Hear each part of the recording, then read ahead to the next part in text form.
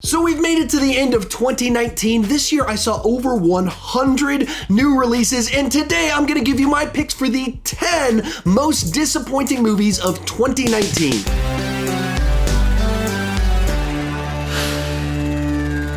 Hi, my name is Sean, and I love to talk about movies way too much. With that in mind, go ahead and join me down below in the comment section. Share your picks for the 10 most disappointing films of the year. As we go into this, all of our lists are going to be totally different because we went into each of these movies with different sets of expectations and came out with different experiences. When I say the most disappointing movie of the year, what I don't mean are the worst. I mean the movies that came the furthest below my expectations. One final thing before we get started, the best place to get a hold of me and kind of expand your experience with Sean Chandler Talks About is over on my Instagram page. I still read all of my DMs over there and try to respond to as many of them as is possible. You can also see some exclusive videos, behind the scene pictures in my feed, and I post a lot of stories. So if you want to know what I'm up to, that's the best place to find out. With that said, let's get started.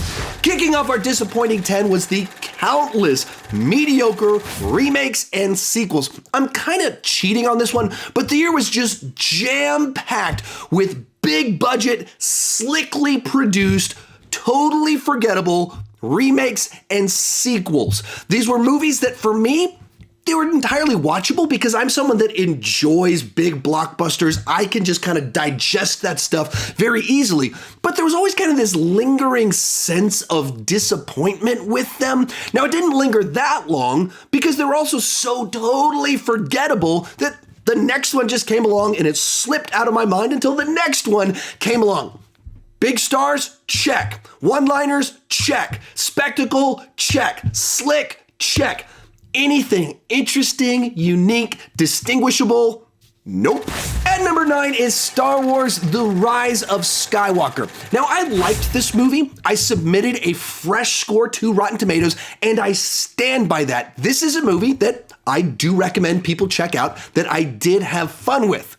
But this is Star Wars. Just being good enough is not good enough. As the conclusion to a trilogy, bizarre. As the conclusion to the entire saga, incredibly disappointing. Now, certainly the movie has enough plot lines, action, twists, and reveals for 2 different Star Wars movies.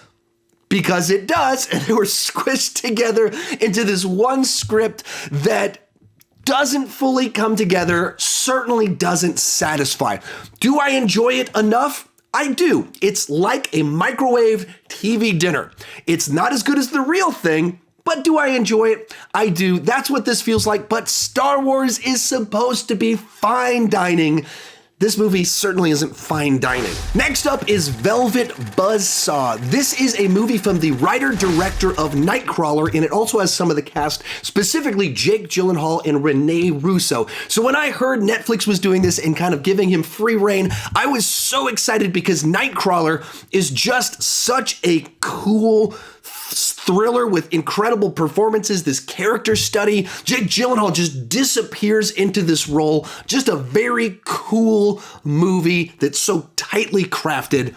And then I saw this movie and I just thought it was kind of a disaster. So supposed to be kind of like this dark comedy, kind of horror film about pretentious art critics, but it's also kind of pretentious itself. It just doesn't work for me. I didn't find it funny. I didn't find it scary or horrifying.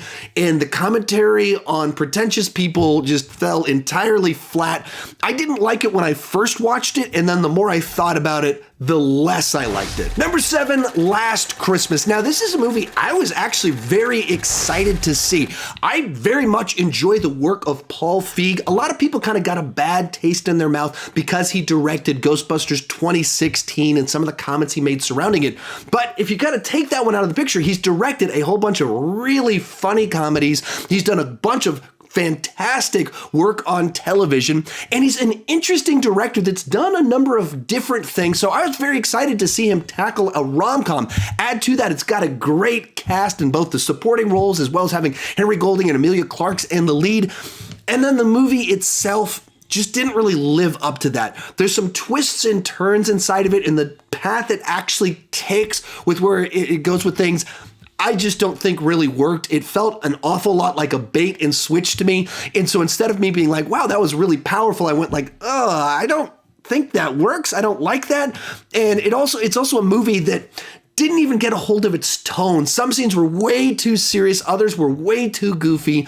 And for that reason, it's one of my least favorite of his movies. Then we have Jumanji: The Next Level. Now, I know a ton of you actually loved this movie. I wish I was in that category because I loved the previous one. This one, unfortunately, left me very disappointed. Some of that does come from the fact that I just thought the previous one was just so charming, likable. I enjoyed the dynamic of this group of characters, how they worked together, how their comedic timing worked with each other, and it was the specific personalities that made it work for me and made it a highly rewatchable film.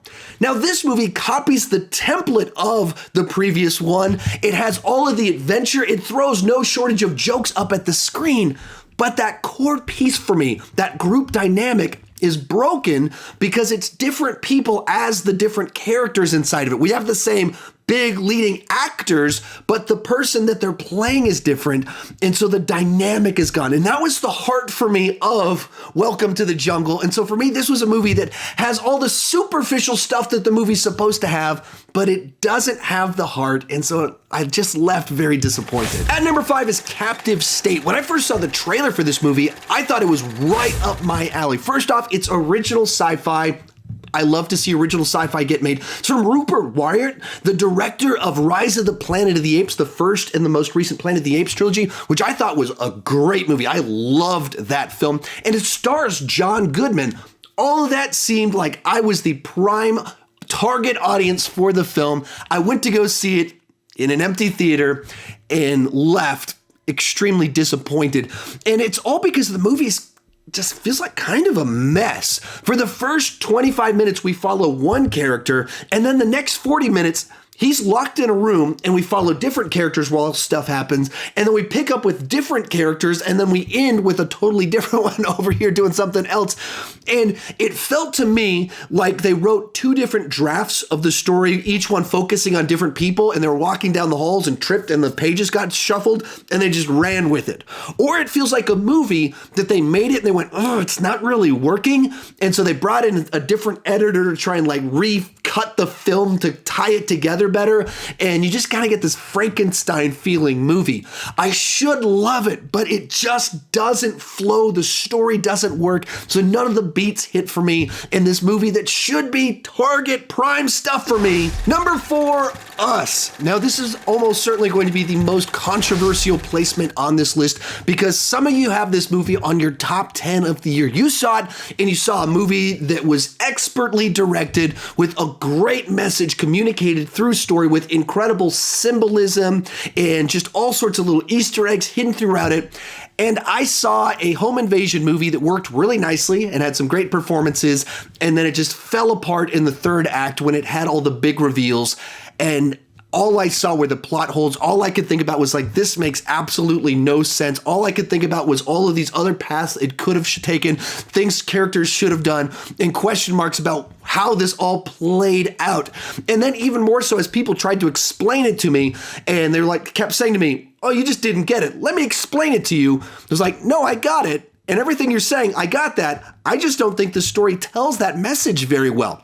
It's an example of one of these cases where it seems like we're watching 2 different movies because you saw something there that I'm looking at it, I'm hearing what you're saying, I'm like, yeah, I can see how it's trying to do that. I don't think that works at all, and you're seeing brilliance. That's the fun part about movies. It's subjective. I don't want to take anything away from anyone that did love the movie, but for me, I liked Get Out way more than I enjoyed Us. Real quick, before I give you my bottom 3, remember to share your picks down below in the comments section. This is a purely subjective list. Our list will not look the same. Also, I'm doing all of my end of the year videos right now, so I've already done comic book movies, biggest surprises. In a couple of days, I'm going to do my best of list. And also remember, if you want to get a hold of me, if you want kind of a more deeper dive into Sean Chandler Talks About, head on over to my Instagram account. In third place is It Chapter 2. The first film did such a great job of balancing the horror, the comedy, the coming of age, that it set the bar really high. And at times, this movie absolutely lived up to and in certain ways surpassed the original film, but it just didn't know what to do with its runtime. I think a lot of this goes back to the source material. I haven't read the book, but I've heard this from others that it does follow essentially what the book did. But the whole middle act of this film that goes on for like 90 minutes is just so cyclical that it became tedious very quickly for me. You just have each of our lead characters go somewhere, remember their childhood, learn something, and then battle Pennywise. And it just keeps going through this loop 6 different times. And for me, that was just bad storytelling. It was a bad way to put it together. Even if that's what the book did, they needed to find a better way to capture it on film, because that's just not how you make a movie. You need it to move forward, not just keep doing the same thing 6 times in a row. So for me, it's a movie that, as it came to the end of it, it felt incredibly long, but at the same time I went, how is this movie so long? There wasn't that much that happened because the same thing kept happening over and over and over again, and it just never ended. Our dishonorable runner-up is Dark Phoenix. The X-Men franchise goes out with a whimper, and it's not so simple as the movie simply being like laugh out loud bad as large portions of X-Men Origins Wolverine were. No, this is the more frustrating version of bad, where everything just feels so wrong and mediocre. Professor X and Beast are acting out of character. The movie feels just so overly serious and like just a rehash of previous X-Men movies. And then our villains here are so unbelievably boring and forgettable. There was just nothing about this movie that made any sort of significant impact on me. Certainly, it's not a movie that I hated, and it's not a movie that I loved, obviously, but it's kind of worse because it's a movie that made me go, I just don't care about an X-Men movie. But the biggest disappointment of the year for me was Glass. Now, I initially gave this movie a positive review, and I probably stand by that. There's a whole bunch of things about this movie that I did really enjoy, but I love Unbreakable and the David Dunn character. The original came out right when I turned 18, so I literally have been waiting for a sequel to Unbreakable my entire adult life. I've wanted to see what was next for David Dunn. So we finally got Glass, and for the first 20 minutes, I was so excited at the potential of this movie that was showing me what he's been up to and kind of his relationship with his son. And then we move into the middle act of the film, and I was like, okay, he's being very underutilized inside of this film, but there are other characters, so we're still okay. And then you move into the third act. A puddle? Some random guy? Nothing heroic? Thanks, M. Night. You did subvert my expectations, and you left my disappointment at peak levels. If you want more of my end of the year list, check out that playlist right over there. If you want more Sean Chandler Talks About, check out my Instagram at the link in the description. Thank you so much for watching, and keep talking movies too much.